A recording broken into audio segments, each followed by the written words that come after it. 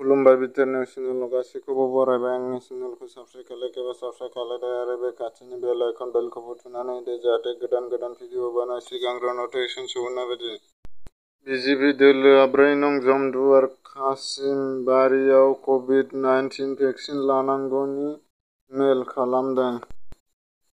कक्राझार जिल्लानि केडिएसए गेलेग्रा फोथाराव मैया आसाम आर्चारि एस'सिएशननि बानजायनायाव आरो कक्राझार जिल्लानि गेलेमु आफादनि मददजों टाटा नगर जामशेदपुर नेशनेल एरी कमपेस 2021-22 नि सेलेक्शन ट्रायल कमपेस अफ आसाम स्टेट एरी टीमनि थाखाय सिगांग्रो सायख'नाय हाबाफारि साननैसोनि हाबाफारिजों कक्राझारनि केडिएसए फिल्डआव सोलिदों।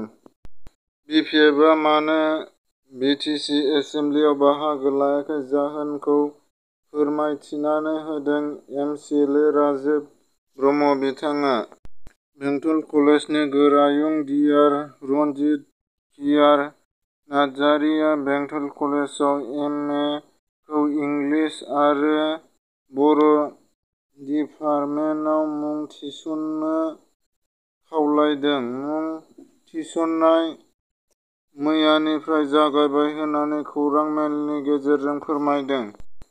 खौसे जानानै खामानिखौ मावब्ला जोंखौ रावबो नाख्रेबनो हाया बे बाथ्राखौ बुंदों दाइराम बसुमतारी। माबेबा मोनसे खामानिखौ मावनो थाखाय जयै खामानिखौ मावफुङोबा देरहासार जानो हायो बे बाथ्राखौ ओंथि होनानै बुंदों बिथाङा।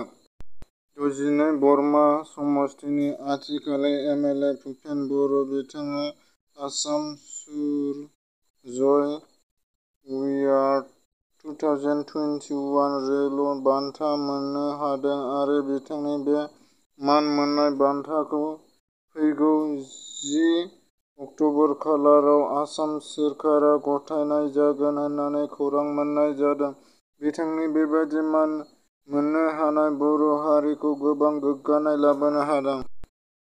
मानास इन टुरिजमखौ थाबैनो बेखेवनानै होनाय जासिगोन।